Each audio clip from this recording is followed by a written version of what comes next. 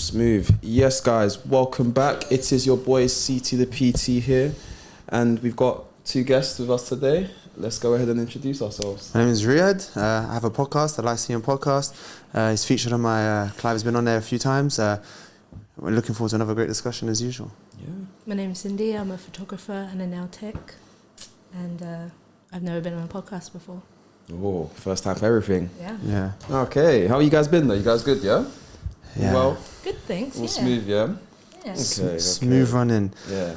What about yourself, man? You're the one. Yeah, you're the gym guy, man. Bro, yeah, no, bro. Nine days a week. 9 days a week. Yeah. Bro, I'm good, man. I'm good. I'm well. I've been taking it easy recently, man. But you know, you With have your training them, now? you have there, man. I've not really been at it as much, but you have them times, really. I don't put much pressure. What's consuming your mind? You know what? Just things outside the gym. Like, you know, as a gym guy, you'll think that gym's my identity, but believe it or not, I try not. It gets draining at times. You know, I try to pin my focus on other things. You know, just healthier that way. I think, you know, For one sure. of them ones. Yeah. You meditate. Yeah. Oh, you know what? I don't consciously meditate, but what I like to say is I'm always in a meditative state. So I'm always in like a present state. I'll say definitely. Yeah, definitely. Do you meditate? Yeah, I like meditating. I don't do it as often as I probably would want to, but I love it because it centers me. Yeah. You know, for a second I forget about the world and just focus on how I feel, where my, you know, awareness is, and then I just like feel so relaxed. Question is, how do you know you're in a meditative state? Like, when do you know? Like, sometimes I feel like you hit a point of like equilibrium. You're in it. You're like, this. I'm in it. Yeah. I'm in The zone. stillness of nothing. Yeah. Yeah. I think there's a feel- biting point for sure. It's like a mellow feeling. Yeah. Yeah. I think the thing I don't get is, you know, because the thing with meditation, a lot of individuals pick it up thinking this, I'm going to meditate to become a calmer person, or I'm doing this to achieve this. But that's against the point, because meditation is about being present. Yeah. So for you to say I'm meditating to become a calmer person, you're pondering on your future. So it kind of defeats the purpose. And I think that's where it can get a bit distorted when it comes to meditation as a whole. So, because, you know, when I think about, when people ask, oh, do you meditate? It's like, yeah, but maybe not the same way you do, you know, kind of thing. That's one thing that doesn't really sit So well do you with think me. it's there's no one size fits all for meditation? Yeah, I think everyone has to me, Jim's meditation, someone might think how it's not calm, but no, I'm present with myself, my thoughts, and So my can body. you meditate so when you train, you're essentially meditating. Would you say there's like a difference to if music's involved or music's not involved? Are you more in a meditative state if you're training without the music? Do you know? Yeah, I would say that. I think so Definitely. too. Yeah, definitely. With music, it's like you're in a different. You're not in the present. You're not in the present. Do Oh you know what wow, I mean? where would you say you are? Well, because I think music in general, for music can actually take you to a different place. I think music in general, mentally, I think it almost takes you to a different realm. You know, if you listen to music that gives you nostalgia, you're literally reliving that moment at that present point in time. With music, and again, some people listen to music to amp them up and whatnot, but I think just the true core meditation part. That's interesting what you said, actually. Yeah, what do you think? I think I got into that point when I was maybe 18, 19. I'm 23 now, where I needed music to amp me. Yeah. And, you know, music is good for that, for sure. But once in a while, it can definitely amp you. Like this morning on the way to work, I was listening to Maria, and I was amped. Yeah, but that's the first time is increments. Yeah. When you listen to music every single day, in the end, I think it becomes nothing but a... It's just noise at a certain point. Yes, That's what I was saying. Yeah. You're like this, shut up. Just because I used to listen when I started gymming. It was drill, 2016 prime drill. I was on that. You can imagine now, I was 22. I'm listening to drill, and I don't even listen to drill anymore. So it doesn't even amp me up the same way it used to when I was younger. So now is it like, okay, am I just gonna constantly be scrolling trying to find not this one, not this song? No, man, put the phone down and just lift and just be with myself. That's the thing as well. I think we can't be without. We love distractions. We can't be still. That's so I think true. it's a hindrance, I think, that we all face. Like, we're constantly distracted. Yeah, because even when you're alone, you're never really alone. You're always texting on the phone, FaceTime, even on YouTube, even listen to a podcast. It's still human interaction. You're never truly alone. Yeah. I think to truly be alone is when you're involving yourself in some form of artistic expression. When it's you and a canvas, it's just you and the canvas. There's no other human interaction other than you and your soul, I would say. And it's the same with writing too. If you're writing, you can't write and pour your essence out. Oh yeah, how's your day? Oh my god, it's impossible. Definitely. So I think that good point. Although with painting it's very different, I feel like, because you can be centered without it, but then a lot of the time you kind of need a vibe to be in that element with painting. For me, I mean, I grew up painting, so a lot of the time I needed music to kind of get me in that state, because too much of the outside noises would be a distraction in itself. Whereas the music would center me and realize, hey, this is what my mind needs to do. That's interesting, because I'm similar to you. I use music to enhance my experience of things. Music in itself, I can't just sit there, do nothing and listen to music. That's where I think music kind of falls short as an art form, because to me it's a catalyst. It enhances experience, but in itself it isn't an experience. What's a festival? Festival, like, to be fair, I would just describe festival as a drug, not just like, like you're there for the high of it. You may not necessarily literally do drugs, but like the music enhances the drugs. That's what I'm saying. If anything, it comes as because again, you got to understand, some of these artists are also doing these drugs, so it's like they're creating music for that experience as a whole, which really I think is alright actually, because it creates an experience, a unique experience that I guess as an artist, that's what keeps your audience tied in, taking them to that space. Definitely. You mentioned podcast. You obviously host your own podcast. How long have you been listening to podcasts? Have you been listening to podcasts? Oh, that's a really good question. Because there's only one I've only listened to one podcast. That's just Jordan Peterson's podcast. Oh yeah. And even when I start my podcast, I never watch other podcasts. Okay. I just, I don't know why. I just... But the influence? I wouldn't say I'm influenced by any... It's just Jordan Peterson, honestly. Like, to me, he's cracked it as far as what I want to do with my podcast. He takes great subjects and what I say, like, you put a carrot on a chopping board, that's what he does with everything. And I'm like, bro, I want to do that with my subject. But the fortunate thing is that, okay, this is a balance now, because he's an older man. He comes from a different generation. He's a boomer generation. That's what I was going to get into. Me, I'm a new generation. So I hope to grow into those kind of shoes. But the perspectives, I'm nowhere near his level. I'm not even trying. I'm nowhere near that. This guy's on a different level. He's a genius. Next level, Some of the things he says, I'm like, wow. He belittles my own mind. I'm like, okay, if I think I'm clever, then I watch Jordan Peterson. I'm like, okay, there's levels to this. But I thought, why not start now? No, following on from what you said, I think it's similar with me, because I was literally thinking that I noticed I started liking pods when I got a bit bored of the surface level conversations those around me were having in person.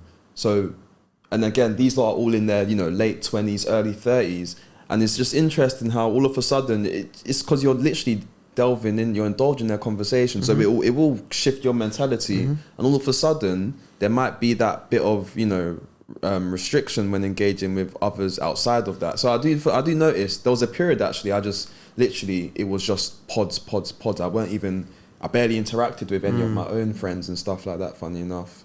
It's a weird one. But podcasts, end of the day, podcasts are not new. The art of conversation is one of the first arts ever born. And a book that really inspired me, and I suggest you lot read this, is Plato's The Republic. And all it is, and the Plato Symposium, the Trial of Socrates, the whole book is just dialogues. The word Socratic dialogues comes from this book. And they're just conversating around the table. And they're talking about, they're just dialoguing, and they're challenging each other with questions and subtle things, And I'm thinking, wow, like, I want to take that concept and just add a little bit of modern day flavor on top. Exactly. And just have Socratic dialogues on podcasts. That's the benefit. That's, I think, I won't say it's a good example, because I think I'm blowing my own trumpet, but it's just an attempt on my behalf to try and reclaim the past a little bit. because you're right. What you say, surface level conversation. OnlyFans girls, this guy. Oh, would you cheat on your boyfriend for this? Would you do this? Yeah. It's like, okay, at first they're funny. Yeah. But shall I tell you when it's bad? Is when, this is not just a podcast, this is all across content creating. When you start seeing comedians making skits about your content, it means it's worn off. It means if it's available to be made fun of now, it means its time on the market is done. And it's the same with a lot of different things. Like I can't think off the top of my head, but I'm sure someone out there could probably pull the links. But you see skits out there, people taking the piss out of podcasts now, saying, "Oh, when you think of other podcasts, yeah, man, something's so wrong." Many of them now. Yes. So I don't like. You see some of them. There's men on take mics away from men. It's like, bro, it's just a conversation. It breeds divide. I wish they understood what they're doing. Do you know why they say that though? Because there's certain podcasts that just ruin it for you guys. I know. And I've seen some of them. I'm like, you're literally chatting out of your arsehole, and you're literally putting a bad name for the men that are not like you. Yeah. You know. And that's a good point you make. Yeah. Really good point. And it's like so many of those good men want to create a podcast, but then because you are quote unquote a man, that's where you've been categorized. Didn't you get a comment on one of your videos saying, you got a comment on your thing? It goes, an actual podcast with males with actual depth. Yeah. And when I read that, I was like, damn, like that means opportunity. You know, like, oh wow, like it feels like people are crying out for a little bit. No, honestly, when it was an American listener as well, I was like, wow, that's because that is why I do this. I feel like the conversations I find myself having are different, you know, just more real, more meaningful. You can actually apply it to your life, and you know, if you embody the right state of mind, you will actually, you know, it will benefit you, you know, definitely. So it's a side that people haven't really seen. They're used to seeing certain things. So that's what I'm saying, because I want this conversation to grow with me as I age. I want to be having the same conversation when I'm in my 30s, to then look back on my 20s and say, oh, funny enough, we referred to this, and you know, this mindset I adopted actually led to so and so. So it's a form of journaling, right? Exactly. That's what I'm saying. Definitely. That's what I'm saying. No, it's serious. So then, would you say that's like almost your goal as well, to like almost refine what the older generation have said and try and twist it and make it, you know, more recent in such a way? Oh, now I've got to go in my bag of tricks and reveal some secrets. I don't know. I guess with my ambition, it's just like, not everyone wants to put the graft, I guess, to read and understand the past, learn philosophy, learn religion, understand the complexities, and educate themselves outside of school. So I'm thinking, okay, I'll do it for them. I'm not saying I'm a guru, I'm a teacher. I'm not. I'm 23. But what you said is perfectly summed up. I want to grow into those shoes, and I don't want to. And the best time to start was yesterday, so I just started, and it's been difficult because there's so many like f-ups going on. Mess up audio, you mess up the camera, you bring on guests and they don't really gel well, and one day you don't get enough sleep and you think it's all right, and you get here and you feel affected on the podcast. You're like, wow, like there's so many different elements going on, and I tell you the biggest thing I take away from this podcast, I'm not sure if you felt this way, is that editing, you learn a lot about your character. Because when people are talking, I'm watching myself. I'm like, is this how I am? Is this what I am? First person perspective. That's exactly how I'm going to see myself. It's so horrible. Different. It's so horrible. It's absolutely horrible. It is. It's horrible. But it's like giving birth to a new character. That's why it's painful, because I think it relates to like labor in a way. Don't laugh at me, because in labor it's a lot of pain. You're pushing, and then out comes a new life. That's what I feel like I'm doing with my own character. Genuinely, I'm sitting there, I'm like this. Oh my god, I can't watch this. Then the next episode, I'm a new Riyad. Like the episode I recorded last week. Then this week, I've birthed a new me, like you know, it's a snake shedding skin. Essentially, definitely. With me, I find that I'm like a clean slate, so I pretty much reciprocate what those around me are kind of exuding, and it's like I was thinking as well. I think that is what we're doing all the time, though. Think about it, The Clive that's in his home, that is Clive the son, Clive the family guy. Then when I'm at work, that's a different side. I think everyone is acting to a certain extent. Everyone's, you know, manipulating or presenting a different version of themselves depending on the environment they're in. Well, that's 100% true. Do you know what I mean? Yeah. So doing content, because again, there's a version of me I present when I'm on the pod. There's a version of me when I'm doing my gym content. So it's like you kind of just play around with it, really. Because I get what you mean. At first, it's like, well, this is crazy, man. This is something that honestly, even till now, it feels surreal. But I dance with it because it's like, why not? You know, I think there's only one way to be you. So there's no wrong or right way, really. Just be you at every present moment. The art of that's what it means to be an individual. Yeah. It's crazy. And do you know what? I feel like actually I've been in tune with that recently since working here. Because I think I was so like shadowed from everything before being here, because I was in the same routine with the same people, doing the same thing in life, in work, in family, in friends, and everything. Coming here, I've seen like these whole non-linear, and like just different people, different vibe, you know, and then all of a sudden it's like, being accepting in yourself it's just been like eye-opening. Definitely. Working on the gym floor as well for me has made me a personable individual. So I know how to react and how to move with certain characteristics just based on micro gestures and just little things. I know I can get a gauge of who you are, and I know how to respond to that. So that helps as well. That definitely helps as well. You engage in you engage in the subtleties. Essentially, literally. But podcasting is definitely a great content platform. But I think I saw a statistic or something like that. I'm not, obviously people will correct me, but it's like there's 1.5 million podcasts in the world. Wow. And only 10% are active. That's crazy. And that is the number similar, or it's only 10% make it past episode 4. Wow. But what does that say then? People are just hopping on trends, or are they? I think there's no depth to them. Yeah. But it's also this. It's reality slapping them in the face. When we're all together outside the podcast, perhaps the friends and stuff. We should start a podcast. We're really interesting people. You record it. You're idealistic. You do it. You're like, yes, that was a sick conversation. And then you leave the room, and it's time to edit.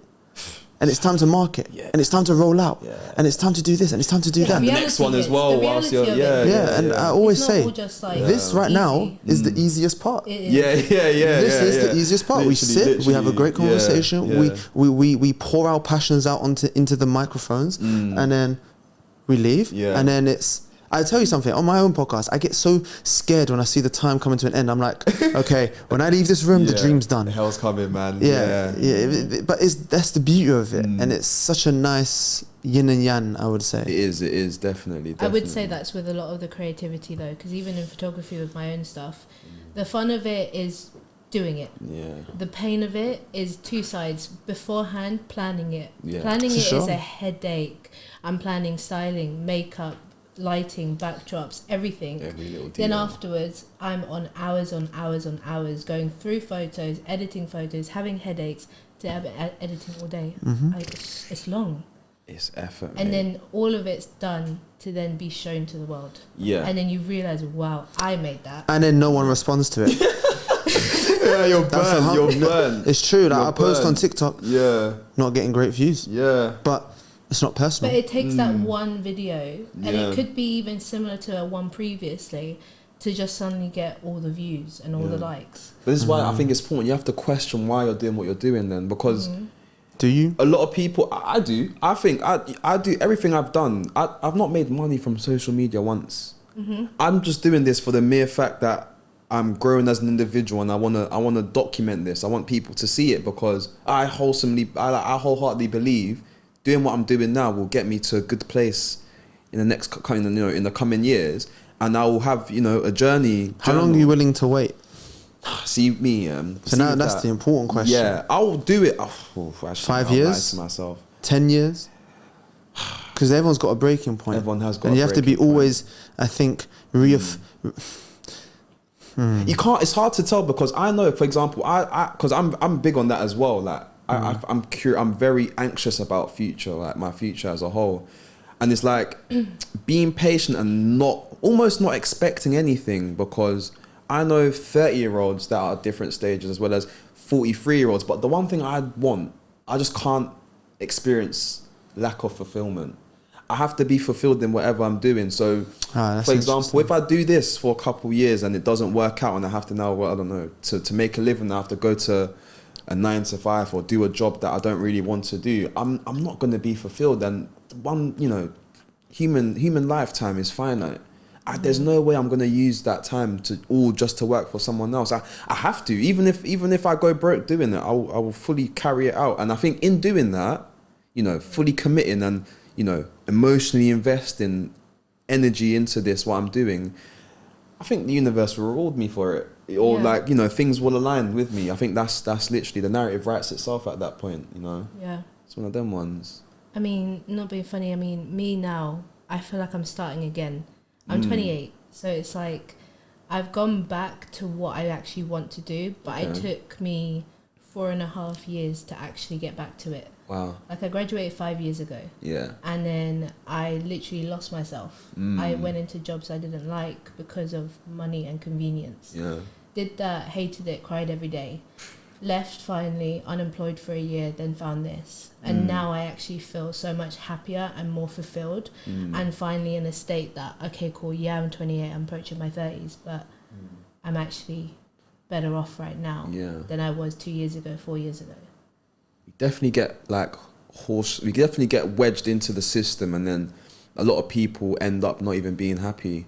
It's like, what are you looking for in life? Is it fulfillment, or is it the money, the finances, and just living? What if the money fulfills you? Some people it does. Some people the motivation is really just the money, and that's fine for them, but it's not for everyone. But I don't know. I think about money, because the money, with that money, you're gonna buy things external to you. Obviously, you can invest in a business with that money, so I can understand that perspective. But another perspective is, you are doing it for external reasons other than yourself. You want to appear a certain way. What if you want to make money to give money?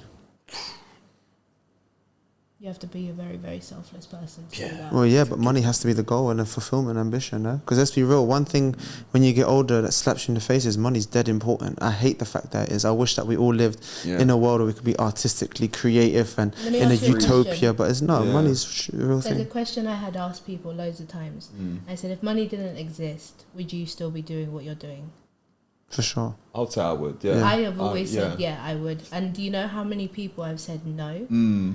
Literally about 90% of people that I've asked have said, no, I wouldn't be doing what I'm doing. So then why are you doing it? That's wild. Because they're not doing it. Maybe not. Money as a whole, is, I don't know, currency. But this is what I'm saying, because I think, money as a currency, I think what we do, charisma is our greatest currency.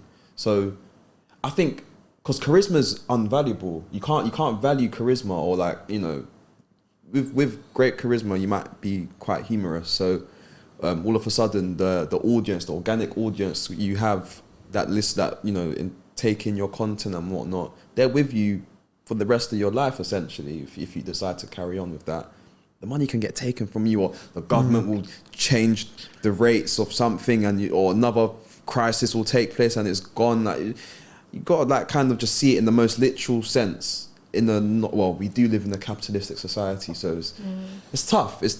We're in constant war with the system essentially. Okay, so then there's the other half of it where people work endlessly to provide for those they love, wife, husband, family.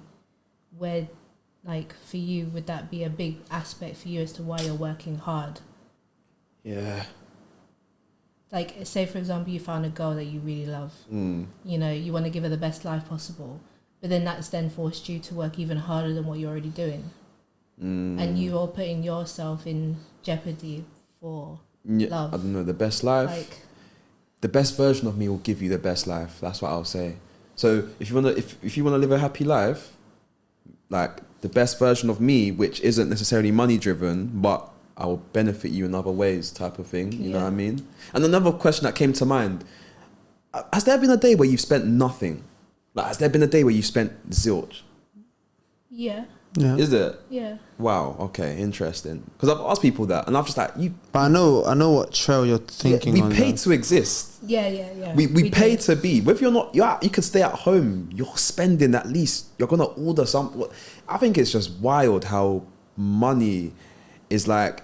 And one thing I said I was gonna do is I was gonna calculate my incomes for a week on a weekly basis or maybe fortnight.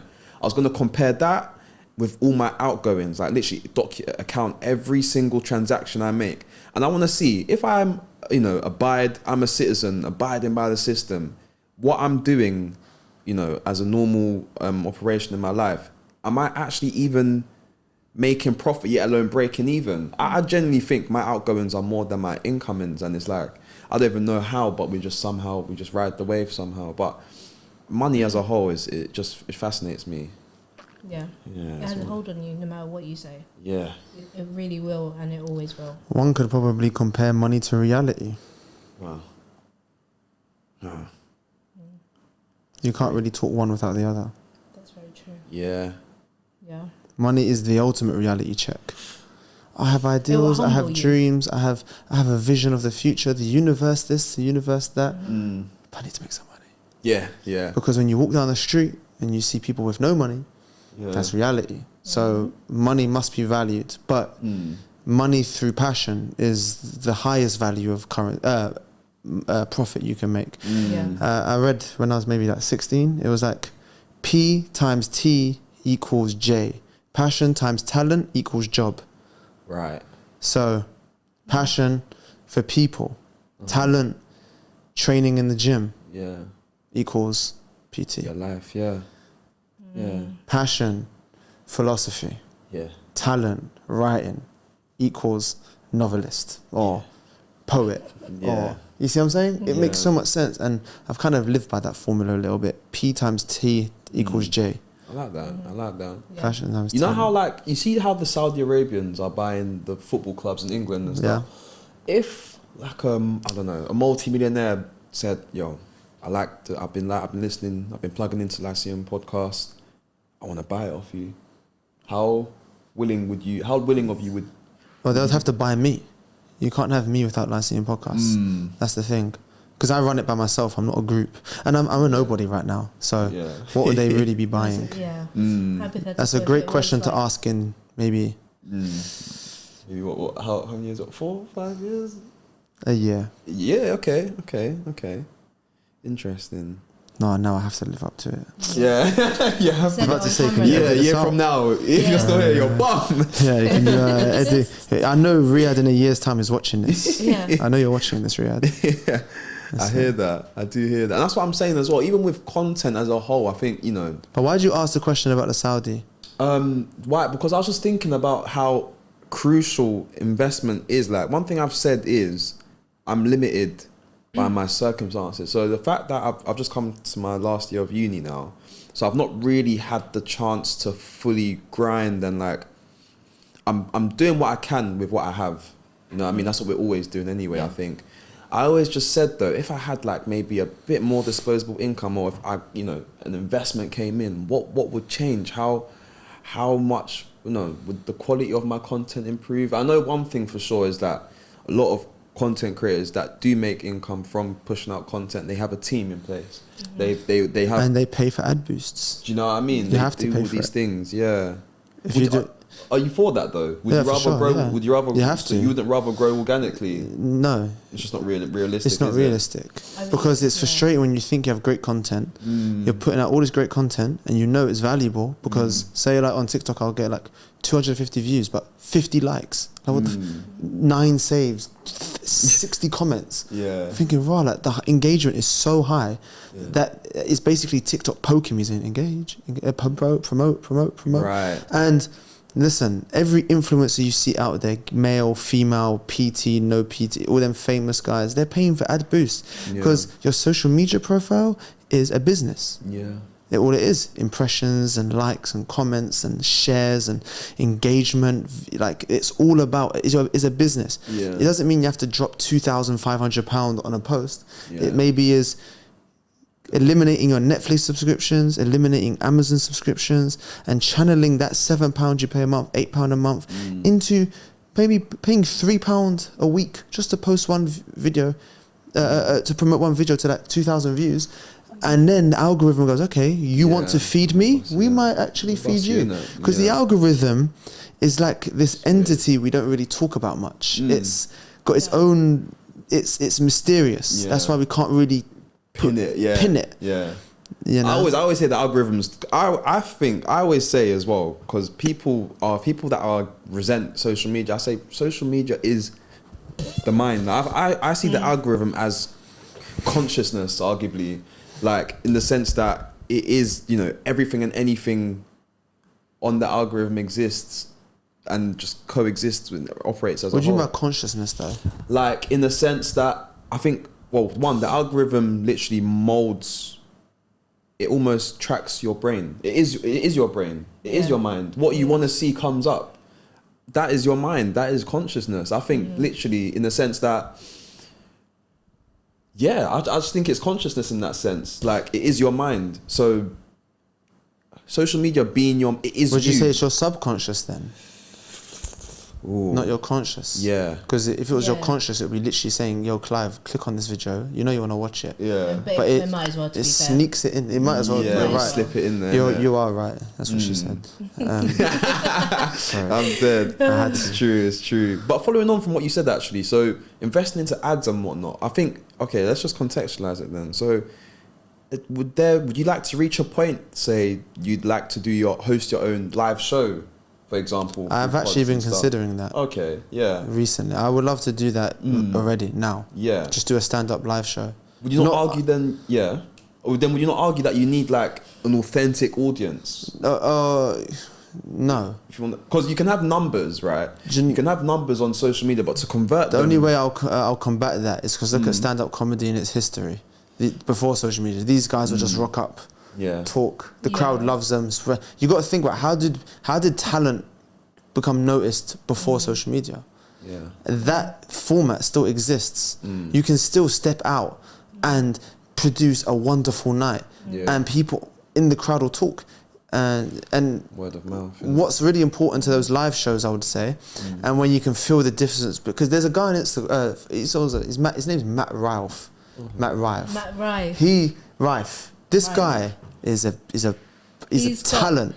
He's an unbelievable presence. Yes, fantastic. I wouldn't say I've never seen that before. I've seen it before for sure. Not often you see it. You don't often. He is. If you ever watch this, he's a talent, bro. The way he engages. He's a very good-looking guy as well. There's no cap about that. The way he engages the crowd is brilliant, and his content isn't special. It's just a camera videoing the guy on stage. He's just got his niche is that he's got a good audience. But this is the difference. You're right. That is what she said. Is that when you're watching it and you're seeing the people in real life really engaging with him, you're like, oh, how many times have you watched a stand-up comedy show? Yeah. And the joke wasn't funny, but you see the whole crowd laugh, and you're like, maybe I'll consider if it might be even funny. Yeah. You know what I'm saying? Like, See, that's the difference. Real life holds so much weight. I would rather a room of 30 people clapping about my performance than 300,000 views. Yeah. Honestly. Yeah. Because they won't forget you now. Facts. But The problem is you're not funny. Actually, that's the annoying thing about our podcast is that I feel like I always talk about these deep religious, philosophical things. But just give me some time. Different side, grow into it. Because I've been busting jokes here and there. I think you need the right guest. When you get certain guests on that will bring that side out of you, then you'll probably be inclined to. But on my podcast, I always feel like really tense because I'm at the beginning. Like I'm just at the beginning. I can't really talk too much, but like I always have few quotes that always keep me going. Like. Yeah. Do you love a quote? Yeah, I love them, and it's just that's what got you into everything, though, isn't it? Love a quote. Yeah, I hear it. Yeah, 1,000-mile journey begins with one step. That's my favorite. That's one that always gets me going. I'm like, okay, I'm on my third step now, fourth step, fifth step. But eventually, you know that movie with Jackie Chan, 80 Days Around the World. Oh, bro, I'm taking it in. It's just the most classic. Oh, if you clip this, people will know this movie, bro. This movie is like a cult classic, Okay. And it's just I remember just as a kid, I'm like, right, no matter where he goes, he has an adventure. He stops in Paris, he stops in London, he stops in India, he stops in here, he stops there, China, and he has an adventure, but he keeps moving. And that always like stuck in my head as a kid. I'm like, that's why I want to live a life like that, a little bit, an adventure. Yeah. You see, referring to how you talk about how my man was good looking, a question just came to mind. Yeah, I was thinking, are there more? And this question is subjective, but are there more good looking men than women in general? Who do you think is the prettier? Who's nicer to the eye? Like, good question. Woman or feminine, like, women for sure. Yeah, women embody beauty for sure. I would say women. However, there's been a lot of men popping up recently that are just attracting a lot more women. Right. Again, women. Straps. It wouldn't come up on yours because obviously it's not trying to attract you. But again, I've seen like in the last year, I didn't see that many as right now thirst traps, quote unquote, of men. As literally right now, I'm because that's social media. It's social media. In real life, to the eye, like, what do you think to the eye in real life? Women, obviously. That's the point. Okay, let me change it then. So, okay, a 35-year-old man, is he more handsome? If we were to try and value it, try and grade it, is a 35-year-old man excluding sexual connotation, like sexual energy too? Because when we talk about I think femininity will definitely. Because if I look at a guy, I'll be out and I'll say if I'm with a girl or with my boy, not with my boys because that's a bit. But when I'm with my girls, not my girls. No, but I actually have girls as friends. Yeah. And they'll show me a picture. We'll be out and I'll be like, she'll be like, oh, he's good. I'm like, yeah, he's a good-looking guy. Yeah, you can definitely. Yeah. It's because you can, and basically on that, how I mean it is like if I were a girl. And how a girl views men, because I have sisters, I've been around a lot of girls in my life, like I've always had girls as friends. You understand a female's criteria of what they like in a guy. So when I see a guy in public, I can say, we all do this, guys do this. When we say, I bet he gets girls. Right, what does that really mean? It just means you are acknowledging this guy's a good looking brother, you know what I'm saying? It's always from the perspective of a female. Yeah, that's all it is. I'm not sitting there like, wow, my man's attractive. I'm just like, if I was a girl, I could imagine him being attractive, you know what I'm saying? Even girls like girls more. Why do you think you're attractive? Girls hype girls up so much. On my birthday outing the other night, the way my friends were just hyping me up, I'm like, girls chill out, man. Stop. No, but it literally, I'd rather have that, knowing that that's how, it's building my confidence, than the guy come up to be like, what are you saying? No, don't. Interesting. Because I see that a lot as well. Yeah. Girls do that. It's because girls are honest because they see you daily and know what you're like. And then when you spruce yourself let me challenge you. Do you think girls compliment because they want to receive a compliment? No. Just a question. And that I can say with chest because, okay, if a girl does, that's them being insecure. I'm not going to give you a compliment and say you look fantastic in that dress, putting out certain things about you that really pop out because I'm then hoping, I really hope she gives me a compliment back. Okay, let me challenge you again. Why do girls say, I don't know if I should have worn this or not? What does that mean? If they say it on a night out, yes. It means I want you to compliment me and confirm that I look good. However, in the group chat before the night out, for me personally, I wasn't sure because I'm not trying to come across a certain way on a night out. So I sent my outfit to my friends and said, hey, which goes with what? Is this good? And oh yeah, I like this one. Okay, cool, because I think... Yeah, but that's a matter of aesthetic taste. But then it's still, if I hadn't done all of that first, then I would be going out and like what you just said, saying, I don't know if I should have worn this. Is this okay? No, because I could have asked you beforehand and gotten your opinion to feel more secure about what I'm wearing and more confident. Whereas I waited and actually wanted the validation in public in front of everyone. Right. Yeah. It's not about validation. I'm just saying. But for some people it is. Just saying, they're not confident in how they look. So they say, oh, you look really beautiful. And they're like, no, I don't know if I like this outfit or not. But that's a different way you said it. The way you said it before was like, oh, I don't know if I should have worn this, but without anyone prompting you. If okay, fair enough, that's true.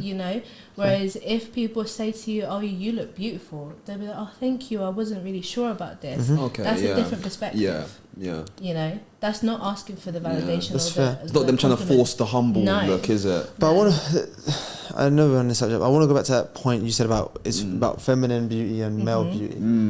Female beauty, feminine is so associated with beauty. I just don't know. There is no argument for me that a man Oh, bro, it's just a really good question you asked, bro. Yeah, it's true. Because I think about from a man. Okay, I think age is a very key thing here, because I think about, okay, a boy in secondary school, you know, no beard, probably small, no physical. But that's before puberty, though.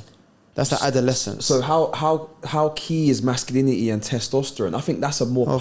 Can be a more. I think it's very powerful. The male body and the female body are both very beautiful. Yeah, for sure. Like there's no, you can't really weigh one more than the other. Yeah. The Greeks, they realize this too. Greek culture and women and men, they're presented in the same way, with elegance and with this beauty of of movement. You know, even look at Renaissance paintings. Why are men with moving like this? Because it's articulating and showing you how beautiful the human body is, you know, and enhancing it, exactly. But the femininity is different, because there's just something more to it, you know. It's mesmerizing, and I said this before, and I say that's why Medusa is a woman, because when you look at Medusa, you turn to stone. Medusa represents the terrifying nature of beauty, because when it's said in the Greek stories that her hair and she was more beautiful than the gods. Poseidon raped her. Athena, the goddess of wisdom, realizes, oh my God, this is what beauty does to people. Okay, I need to show beauty for what it truly is. It's not this visually beautiful thing. It's a real disgusting monster. So when men go to Medusa's pit to slay her, it's almost a connotation to possess her. You can't possess beauty. And when they look her in the eyes, they turn to stone. When you look at a beautiful person, you stop and stare. Why? Do you think of anything? Do you think about your past, your anxieties, your stresses? No. When you see a beautiful piece of an architecture, a building or a painting, or you read something beautiful, you're left in a trance, just stood to stone. That is why beauty is so synonymous with femininity. And that's why Medusa is a woman to me, and I learnt that through Medusa. I would say I'm not saying I'm right, but I think Medusa to me is an example. Why is she Why is she a woman? And why is a snake so synonymous with femininity? Because there's something about a snake that is just beautiful. Its colors, its scales, its curves. The way it does this, it's like a woman. You know what I'm trying to say? Very sensual. Like femininity is just so beautiful. Like it's just, it's so. I think you can compliment feminine beauty a lot more than you can masculine.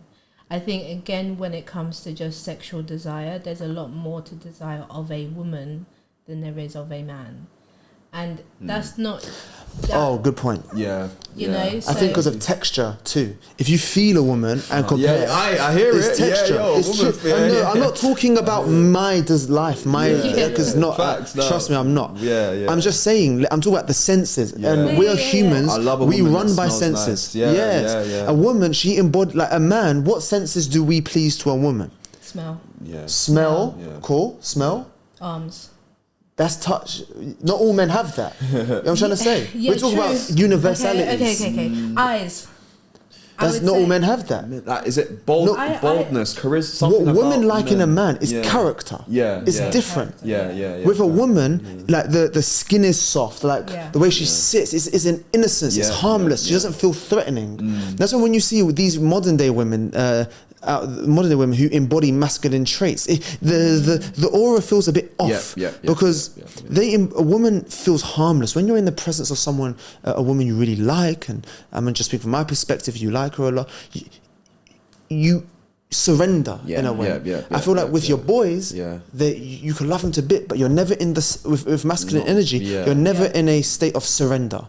You're always in a state of potential battle in the most positive way, in a really positive way, not in a bad way, because that battle pushes each other out. Definitely, it's a beneficial thing. Definitely. Femininity is definitely You just have to. It's not a secret. It's not a new thing. History has already shown you that this is femininity, this is masculinity. Only today, in our modern times, have we tried to blend the two. But what's happening is the magnets are repelling against each other, and we are blaming each other while they're repelling. No, nature, something metaphysical, something in its core, is pushing it away. If women embody being a woman and a man embodies being a man, and I'm not talking gender roles or nothing. I'm talking about I don't want to say energy because like vibration. Just I don't know how to word it. I totally get what you mean, though. Definitely. But definitely. arguably, though, this is what's interesting. Femininity can't really exist by itself. Femininity can only exist with other women. Yeah, because femininity thrives off of. It's a collective. Yeah. Yes. Yeah. That word. It's definitely, I take it one step further. It's interesting. You know what the highest divorce rate couples are in the world, in society is? Lesbian relationships. It's the highest divorce rate. Okay. You know what the second highest? Correct me if I'm wrong. I think it's 2 men. Okay. And I'm for everything. I'm not one of those people. Generally, I think because interesting about love. I think love knows nothing. And I think homosexuality and all this stuff is natural. It's nothing. I think my belief is it's not a sick, twisted thing. I think it's natural. All you got to do is look at history. That's all. That's the most easiest reply you have to say to people. Even with transgenderism. Oh, is it mental? It's not. I don't think it is a mental. The movement maybe. It's just all ideological movements. They turn bitter and resentful at some point. It's nothing new. It's nothing innate. Communism done it. Fascism done it. Narcissism done it. Liberalism done it. Conservatism. They just get bitter and resentful and more radical. Transgenderism and LGBT is just included in that pool.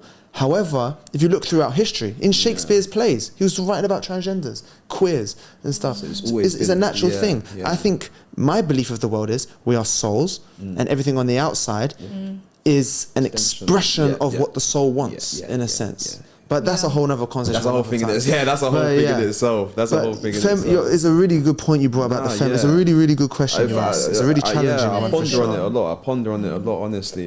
It's crazy. It's crazy. But okay, but when you think of a man, what animal do you think of first? Quick, 3, 2, 1. Why? Why lion? Why do you think this?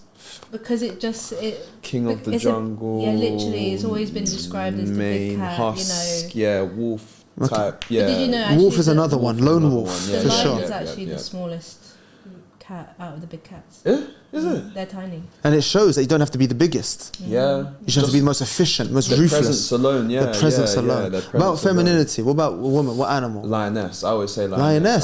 I was or tigress, something like that. Yeah. I would still associate with masculinity a little bit. Arguably so, yeah. I think of 2 straight away: snakes, spiders. Why spiders? I don't know. There's something beautiful about a spider. The web it creates is like a especially when it twinkles. When the web twinkles, I get what you mean. It glides so delicately through the. I can understand. I can understand. Another animal I would say for men is an eagle. It soars. I would say that. Yeah, bold. Yeah. For femininity. I actually don't know what my animal would be for a woman. To be fair, I think it has to be spider. Surely. I'm thinking more cute. To be fair. Yeah. Because I'm thinking like. What are you thinking? Well, actually, for one, I was thinking a dolphin for some reason. Yeah.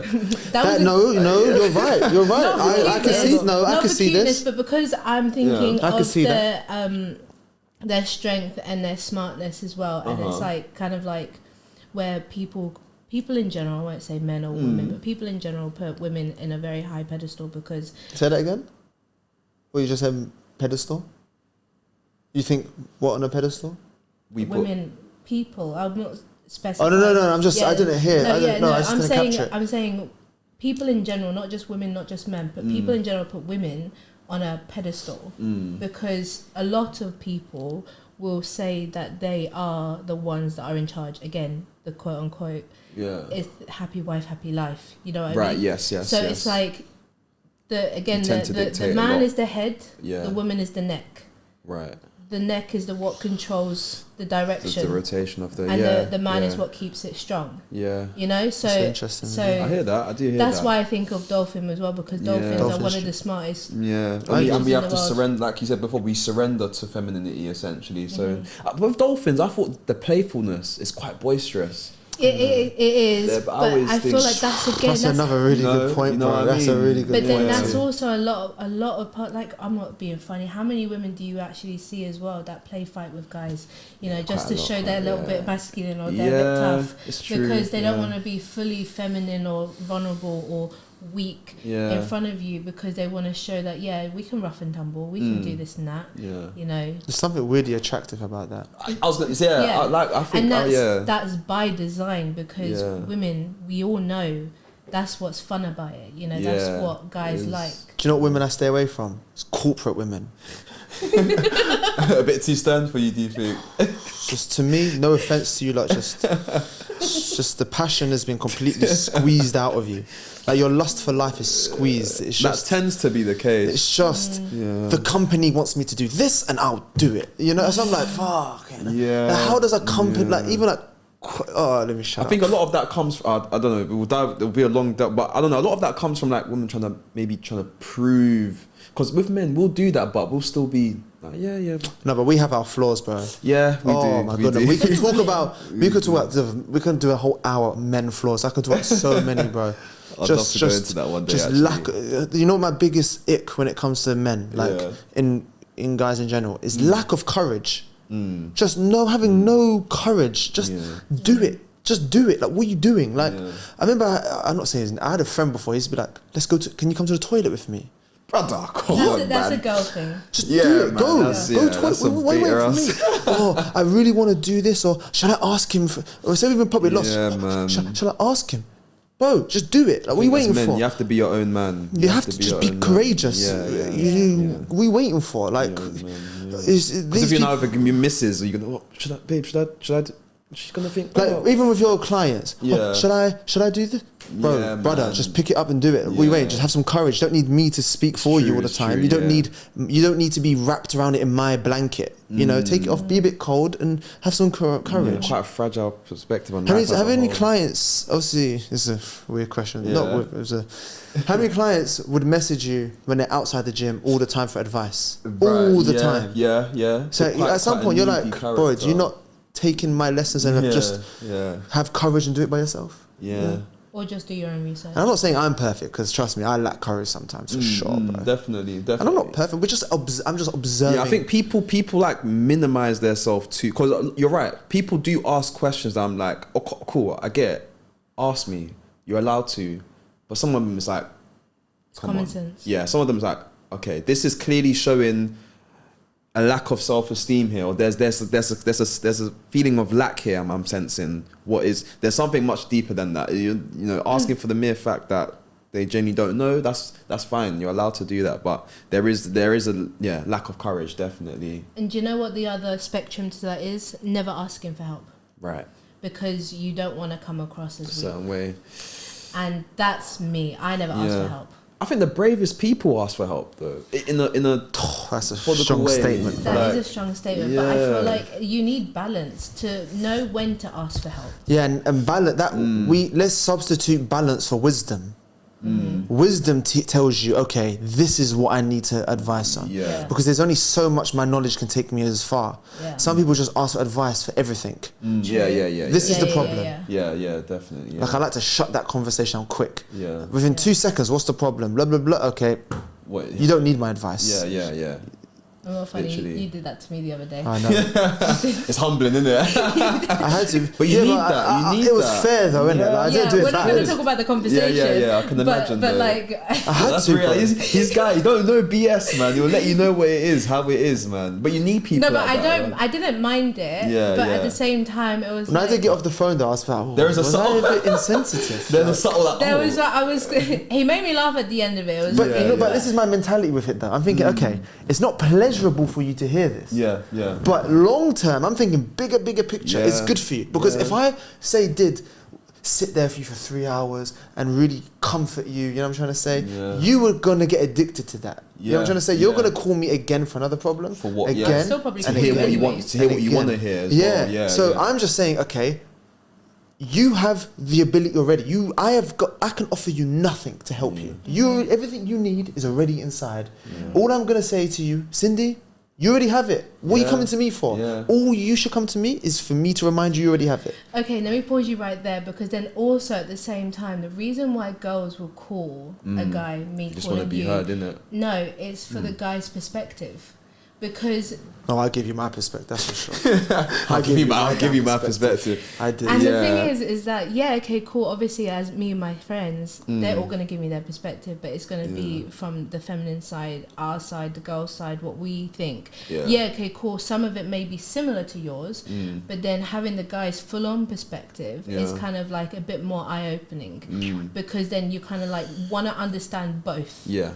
You know, and that can be with a lot of things. So again, me calling you was for that perspective too. Yeah, okay, cool. You kind of rushed me a little bit. No, but I did give you perspective though. You did give me perspective, but it's obviously like it's just. I think I was actually fair with him. Oh yeah, okay. I actually think I was. On the nicer side, yeah. No, but I wasn't. I didn't say shut the fuck. Why are you calling me for? She explained the situation. I gave her straight away advice. Yeah. And let me ask you the main question: was I right or wrong the next day? Yeah, you're right. Okay, see, I think that's all I was saying. That's the thing with man. Then we're resolutions. We'll give you boom, boom, boom. But that's the thing. Some girls will call just to simply vent or just to simply express. No, that's true. Yeah, but I do the same though. Yeah. I do the exact same. I would happily call Riyad or one of my other guy friends to just vent or like let this emotion out. Yeah. Sometimes it is, I don't want your opinion. I don't want your help. Yeah. I just want you to listen to me for a second. Yeah. So I can get this off my chest. Right. And then but just to challenge you though, like if you're just expressing, and as a friend, if I care, I'm always going to give advice. I can't sit there and not give advice. That's fine, but let me vent first. First, yeah. You I can't really say sit about and that. listen for a second because I'll do the same for you. Yeah, but for a second, not 3 hours though. You know what I'm saying? There's 3 hours coming. No, it's just an example. Not you personally, just example. Okay, the whole so story, but yeah, man. just let me vent for a second. You know, whoever, and then once conversation's done. You know, you either can say, do you want my advice or not? Right. Some people will say, nah, it's cool. Okay, dead the conversation then. Yeah. But, yeah, I want your advice at the end of it because I'm like, do you know what? I've had it off my chest. Your advice will be helpful now. It's okay. It doesn't mean I need to take it. Do you know what the one that hurts the most though? Is that when you're venting and someone goes, is it really that deep? Oh my God. Just dismissed everything I've just said. It was just like, you're kind of right. It's not that deep. Like, what am I thinking? Yeah. But then you end the call and you're like, oh my God, it's actually that deep. Yeah. I don't know, but that question hurts, man. Yeah. But what you're saying is right. Generally. Yeah. It's just a curveball. Just catches you off guard almost. But I do that, bro. I 100% vent. Yeah. Like I grew up with women, like just my sisters, my mum, and they will call me and vent. Interesting. And I'll call them and vent. I'll call my friends and vent. They call me now and vent. We take turns. Shout out to Aaron, yeah? Because I know he's going to watch this.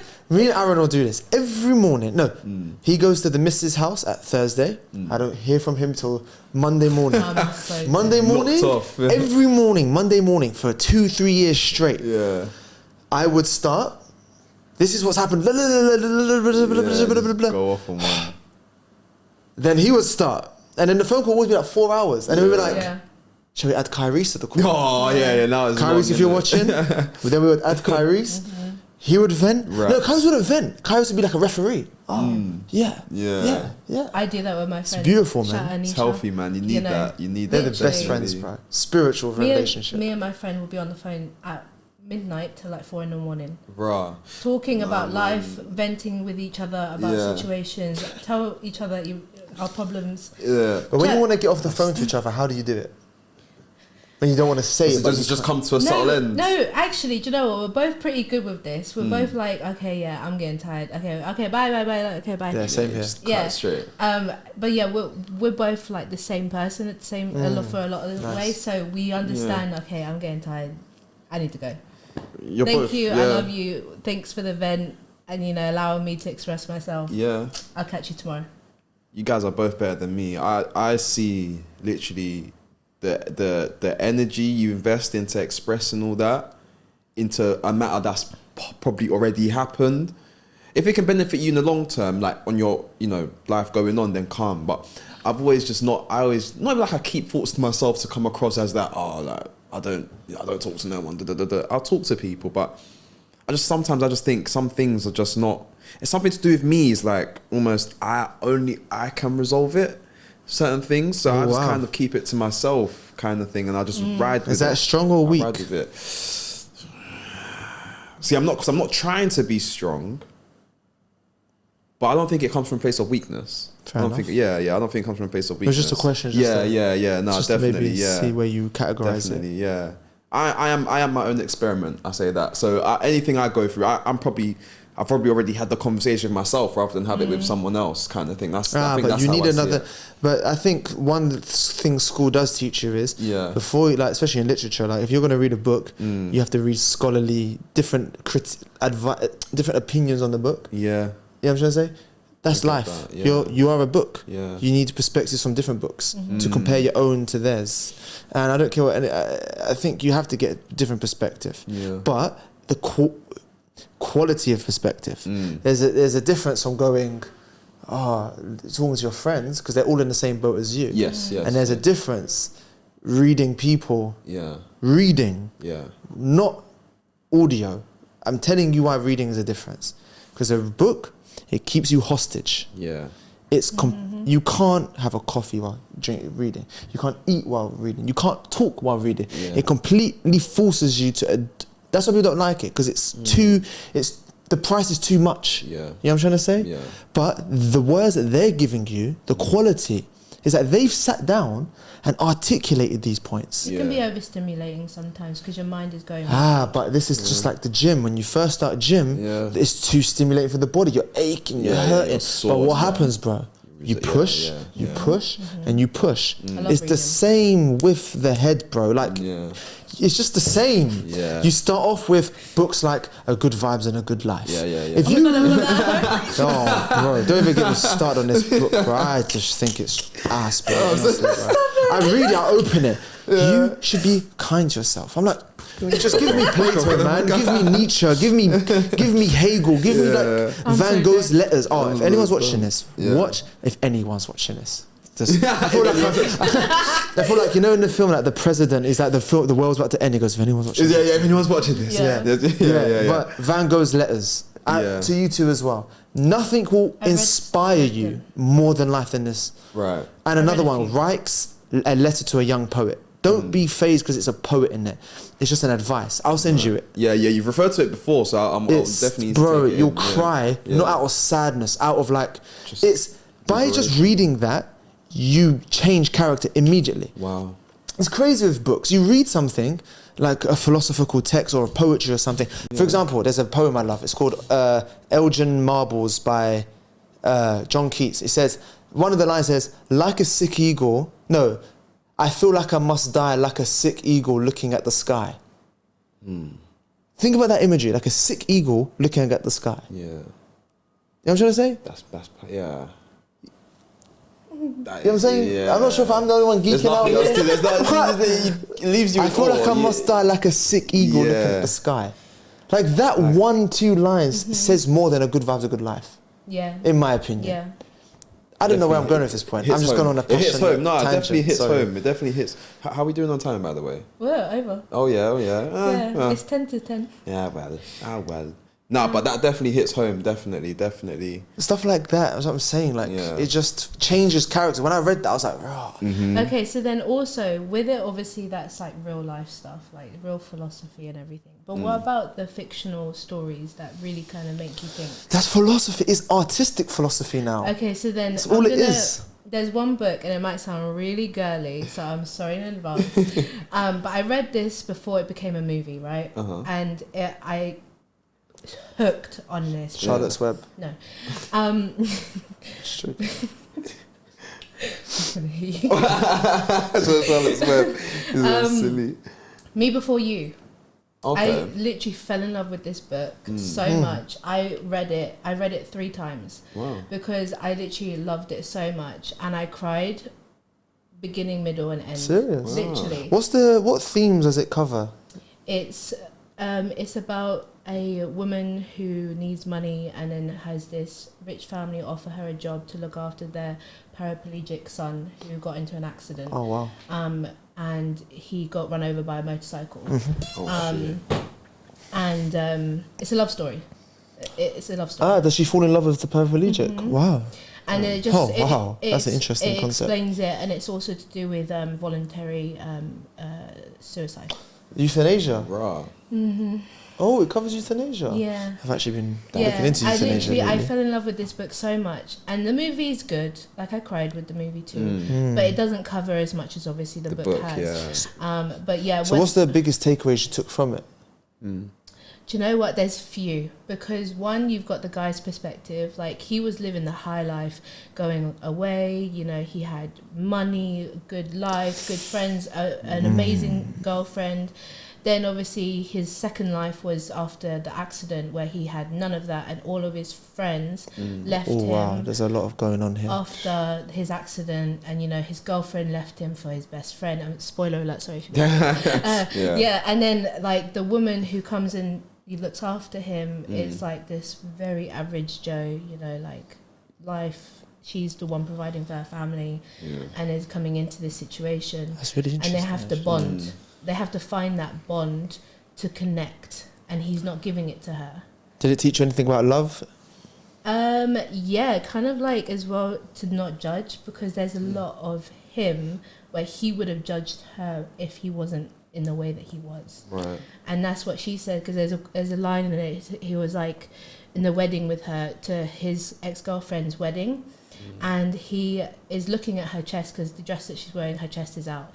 And then she's like, oh, you're looking at my chest. And then he was like, well, yeah, obviously they're right in my face. And then she was like, well, there was a time where you wouldn't have even looked at me like that. Okay. You know, and that's just like, whoa, like that's your action took you to realize that this woman, even though she's not got the life you've got, is beautiful. You know, and it's kind of sad to know that that's certain how people's lives actually turn out. But this book made me think a lot about life, love. Did you reckon? It sounds like you recognise your own fragility. Like how fragile life really is. Yeah. That you can have everything, and one click of the bell, one ring of the bell, and everything changes. Yeah. That's what I'm saying. Yeah. You see how this story changes everything about your perspective. When you apply it to yourself. Yeah. It's so much better. And you know why this is good? Why you say this? You read it 3 times. How big is the book, roughly? Like this thick. This thick. You read it 3 times. Every time you read it, did it feel different? Yeah, because obviously the first time it was like an explosion of like, oh my god. Yeah. What is that? What am I reading right now? Yeah. You had a volcano, and then now, and then the second time is like the dust is. Yeah, I'm like, okay, I remember this bit. Oh my god, and then the third bit, it was like, okay, I know my favorite bit's coming now. My favorite bit's coming. Yeah. I can't wait to read this. Taking it in for what it is. Yeah. And did you recognise certain elements in there you never recognised in the first or second book?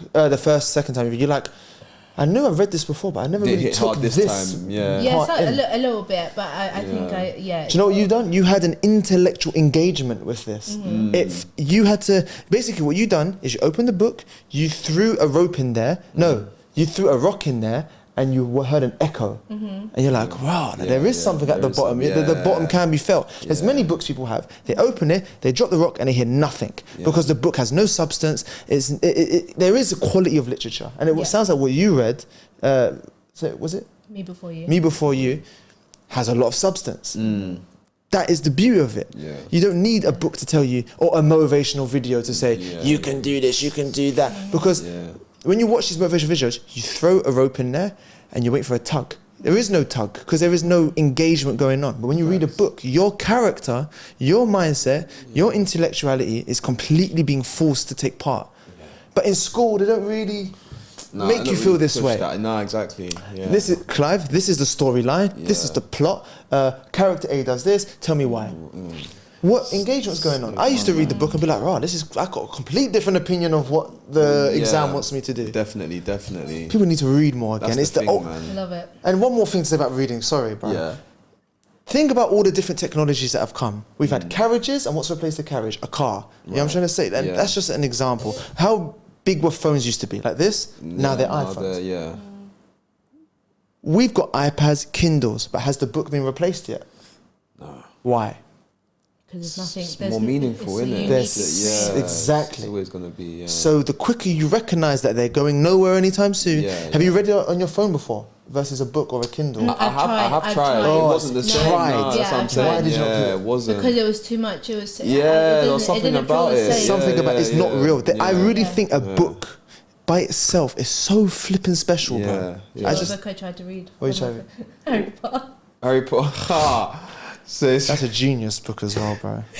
I've even watched that. You know, I'm one of the only people that probably We can't haven't be listened. friends, That I'm haven't read it. I mean, But I tell you something about Harry Potter movies, bro. Like they're a bit. Be careful now. There's just nothing to me that's rememberable, except Goblet of Fire. Yeah, and he stabs the book with the snake. What happens in Prison of Azkaban? Like what actually happens? Tell me what happens. I mean, A notable scene, a famous scene from that film. Prisoner of Azkaban. Yeah. I mean, he gets grabbed by the tree. You know, he literally. Man is not He gets impressed. grabbed by the tree. That's like Okay, one of the what happens in the biggest Half-Blood scenes. Prince? Half-Blood Prince. What happens? I mean, a lot of stuff happens in the Half-Blood I'm Prince. joking. I'm just trying to Just trigger you getting on lot, bro. there, I'm yeah. joking. Okay, anyways, but yeah, no, what I was going to add to the whole reading thing is that even... This guy's dumb. Sorry, man. is that... Long day. Are you The done? worst. No, I'm good. I'm just thinking about these Harry Potter fans waving their wands at me in the comment section. I'm going to beat you up. He's after. I love Harry Potter, man, honestly. Yeah, Shout out yeah. to Goblet of Fire, man. It's my favourite That's my favourite one as well. Franchise. Oh, As a whole, yeah. nah, Star Wars is better. But I do love Star Wars. I was wearing Star Wars. Anyways, we're tracking. So, you're so annoying. sorry, man. This guy's dumb. I was gonna say the other side of reading is biographies that I love, and the one biography that I read that also made me cry was, and I told you about her already, is Selena the Quintanilla. She's the Mexican American singer, and her husband at the time wrote a book for her. It says "To Selena with Love," and it's literally just depicting their life together up until she died or got murdered. So, and it's just a beautiful story, but like that's the other side of reading that opens your eyes and makes you think about life because it's someone else's biography. Yeah. You know? Sure. That's what a good piece of text should do. Definitely. But guys, we'll wrap it there. We've come to the end of our little chit chat. It should happen more. It should happen more often, definitely. We'll run it again soon. We'll definitely run it again fun. soon. But before we shoot off then, anything you guys want to plug in then? That's what she said. Guys, do make sure you get at Lyceum podcast. You'll catch me there. Riyad's a very insightful individual, so there's loads of stuff to take in there. Definitely. No, I got nothing else. I think I spoke too much. Nah, man, you're all good. But then, guys, we'll leave it at that then. So take care, you lot. Take care. What? You're not? Huh? Nothing. I'm just just smiling, bro. Just happy, mate. Just happy bunny, bro. Yeah, man. Love to see it. Yes, guys. Peace and love. Take care. There we go, guys. Nice one.